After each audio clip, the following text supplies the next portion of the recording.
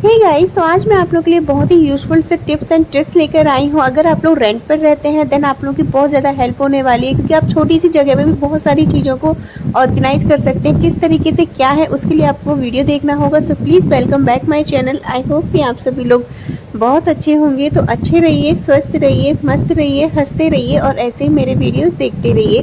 तो वीडियो अच्छा लगे तो प्लीज़ वीडियो को एक लाइक और चैनल को सब्सक्राइब ज़रूर कर दीजिएगा और बेल आइकन को हिट करना बिल्कुल मत भूलिए, बिकॉज जिससे कि मेरे नोटिफिकेशन आपको टाइम टू टाइम मिल सकें और आप मेरे वीडियोस को ऐसे ही एंजॉय कर पाएँ। तो चलिए फटाफट से बिना देरी किए आज का वीडियो स्टार्ट करते हैं। तो गाइज़ यहाँ पर देखिए, कई बार क्या होता है ना कि हमारे जो कुशन कवर होते हैं, ठीक है, हम इनको यूज़ करते हैं, देन लाते हैं तब तो ये काफ़ी ज़्यादा फूले फूले स्पॉन्जी से होते हैं। देन थोड़े से टाइम के यूज़ करने के बाद आफ्टर 6-7 मंथ ये थोड़े से ढीले ढीले से हो जाते हैं, जिसमें लुजर पुजर से इनकी हालत हो जाती है। तो फिर है ना, इस तरीके से जब हम इनको सोफे वगैरह पे या बेड वगैरह पे कहीं पर भी रखते हैं तो इस तरीके से झुके झुके से रहते हैं, तो बिल्कुल भी अच्छे नहीं लगते हैं। ठीक है, तो अब हम बार बार तो खरीद नहीं सकते हैं क्योंकि अभी अच्छी खासी कंडीशन में, बट इस तरीके से अच्छे नहीं लगते। अगर ऐसा हो जाता है, होता ही है ये ऐसे तरीके से, तो अपना जो छल्ले वाली रबड़ होती है ना उसको लीजिए और इस तरीके से ना आपको जो कुशन कवर होते हैं ना उनके कॉर्नर्स को मतलब ऐसे बांध देना है, नॉट कर देना है। आप चाहे तो रील या धागे से भी नॉट कर सकते हैं। अगर आप रबड़ बैंड का यूज़ नहीं करना चाहते तो आप धागे से भी इसको कर सकते हैं और इसको थोड़ा सा इस तरीके से फुला के एकदम से लीफ का शेप दे देना है आपको। ठीक है, थोड़ा सा ऐसे ही करके ऐसे ही मत छोड़ दीजिएगा। थोड़ा सा 2-3 अंटे लगाने के बाद इसको थोड़ा सा ऐसे खोल दीजिए, जिससे कि एकदम से ना अपने लीफ की शेप में आ जाए।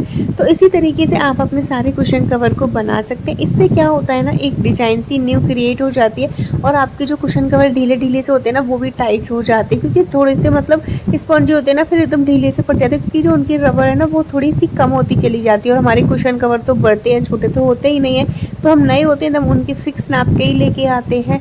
ठीक है, और फिर थोड़े टाइम के बाद वो ढीले हो जाते हैं तो देन कुशन कवर काफ़ी ढीले ढीले से होने लगते हैं।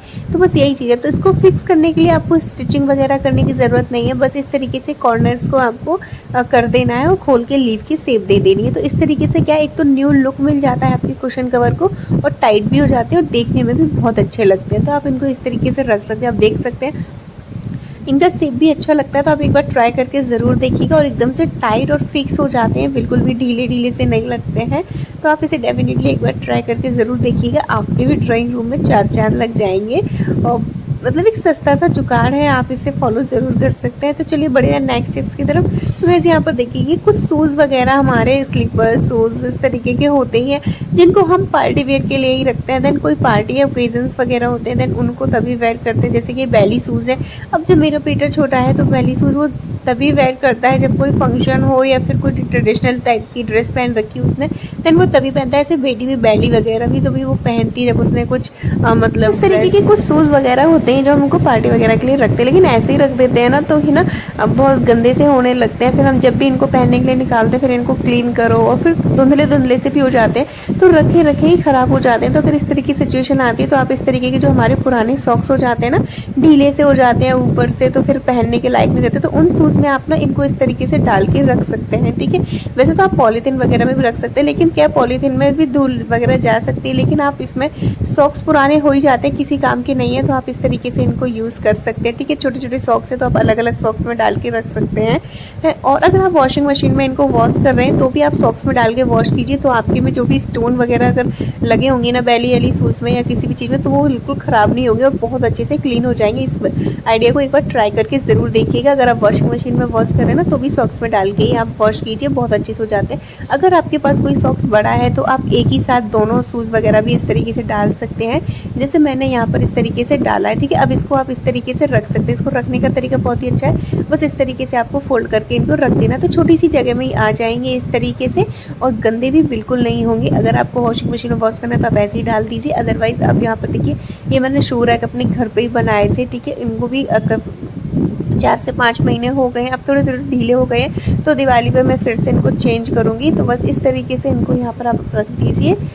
तो इस तरीके से क्या है, गंदे वगैरह बिल्कुल भी नहीं होंगे। तो गाइस यहाँ पर देखिए, अभी हमारे बच्चों के लंच बॉक्स वगैरह होते हैं, ठीक है। अभी जो स्टील के बॉक्सेस है उनमें ऑलरेडी ये चीज़ बन के आती है। अगर प्लास्टिक का है, अगर स्टील के में हर किसी में नहीं है, क्योंकि जो मेरे पास स्टील के हैं उनमें नहीं था, तो फिर मैंने यही लगाया। लेकिन अब जो आ रहे हैं शायद उनमें इस तरीके की नॉक बन के आती है। तो अगर आपके में है या नहीं है तो आप इस तरीके से ज़रूर ट्राई कर सकते हैं, ठीक है। चाहे प्लास्टिक का हो चाहे स्टील का, आप दोनों में इस तरीके से कर सकते हैं। तो क्या है, हम जब भी स्पून वगैरह रखते हैं, कोई भी ऐसा राइस वगैरह देते हैं, कोई भी चीज़ ऐसी देते हैं, है ना, जवे वगैरह देते हैं, तो क्या बच्चों की स्पून ना पूरी गंदी हो जाती है। तो इस तरीके से अगर हम उनके ऊपर रख देते हैं तो फिर उनको उठाने में खाने में बहुत वो लगता है। तो यहाँ पर ना आप एक ये हैक्स ट्राई कर सकते हैं। जो हम ब्रेड वगैरह लाते हैं ना, तो उसमें ये तरीके की नॉक निकलती है जिससे वो टाई होते हैं। हमारी ब्रेड की जो पॉलीथीन होती है ना, वो इससे टाई होके आती है। तो आप इनको निकाल लीजिए। इनके यूजेस मैं आपको पहले भी शेयर कर चुकी हूँ, बट आप इनको लंच बॉक्स में भी यूज़ कर सकते हैं। तो आपको क्या करना है, हल्का सा ग्लू गन से इसको इस तरीके से लेके एंड नाउ आपको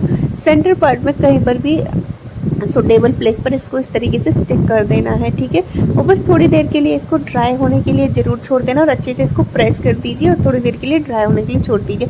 थोड़ी देर के ड्राई होने के बाद ये कुछ इस तरीके का हो जाएगा। यहाँ पर थोड़ा सा उल्टा लग गया था, फिर मैंने इसको सीधा कर दिया। तो यहाँ पर देखिए कितना टाइट चिपक गया, ये बिल्कुल भी अब खिसकेगा नहीं। तो आप इसमें अपनी स्पून वगैरह ना इसके कैप पर इस तरीके से होल्ड करके रख सकते हैं। ना इसको इस तरीके से बंद कर दीजिए, जब आपकी स्पून वगैरह बिल्कुल भी नहीं गिरेगी और यहाँ पर वो बिल्कुल अच्छे से फंस जाएगी, क्योंकि जितना है ना नीचे की तरफ इसका ब्रॉड वैसा है, तो ये बिल्कुल भी नहीं फंसेगी। आप इसको इस तरीके से बंद कर सकते हैं। देन आप कितना भी बॉक्स वगैरह हिलेगा डुलेगा तो आपके स्पून जो है बिल्कुल भी नीचे नहीं गिरेगी, वैसी के वैसी रहने वाली है। आप देख सकते हैं इस तरीके से।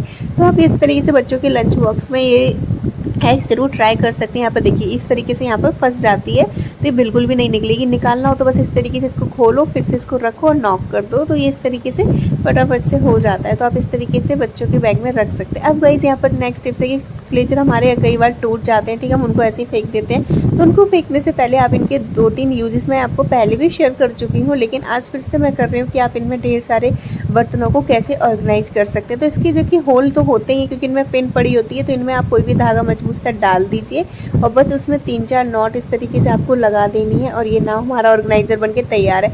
तो सबसे पहले तो आप इसको अपने किसी भी गेट वगैरह के पास, जो आपका एंट्रेंस गेट वगैरह होता है, आप वहाँ पर इसको इस तरीके से हैंग कर दीजिए, ठीक है।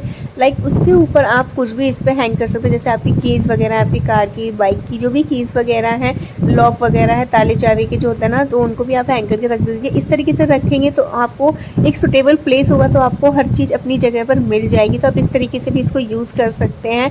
एंड नाउ अगर आप वीडियो पसंद आए तो वीडियो को लाइक कर दीजिए, और अगर आप चाहें तो आप उसको किचन में भी इस तरीके के एक नेल वगैरह लगाकर कर सकते हैं, क्योंकि बिकॉज जो लोग रेंट पे रहते हैं तो उनको ज़्यादा परमिशन नहीं होती कि कील वगैरह लगाने की। तो आप इस तरीके की स्टिक वाली आती है, उसको क्लिप को लीजिए, 10 रुपये की एक आ जाती है, तो बहुत अच्छे से इस पर, और उसी पर आपको इस तरीके से इसको हैंग कर देना। अब आप इसमें अपने ढेर सारे ऑर्गेनाइजर, जैसे आपके यूटेंसिल्स होते हैं, आप उनको बहुत सारे वो ऑर्गेनाइज करके रख सकते हैं एक छोटी सी कील से। और कील भी हमने मतलब लगाई नहीं है, ठोकी नहीं है, बस चिपकाई है, तो आप वो अच्छे से चिपक जाती है वॉल पर। तो इस तरीके से आप ढेर सारे बर्तनों को, मतलब यूटेंसिल्स होते हैं, उनको ऑर्गेनाइज करके रख सकते हैं। देखिए, और इनको निकालना बिल्कुल भी गिरते नहीं है, निकालना भी बहुत आसान है एंड इनको हैंग करना भी बहुत आसान है। तो आप इस तरीके से डेफिनेटली क्लेचर वगैरह टूट जाए तो आप कप वगैरह भी को भी इनमें हैंग कर सकते हैं, क्योंकि इनके जो हैंडल्स होते हैं ना ऊपर की तरफ होते हैं, तो आपके कप वगैरह भी बिल्कुल नहीं गिरेंगे।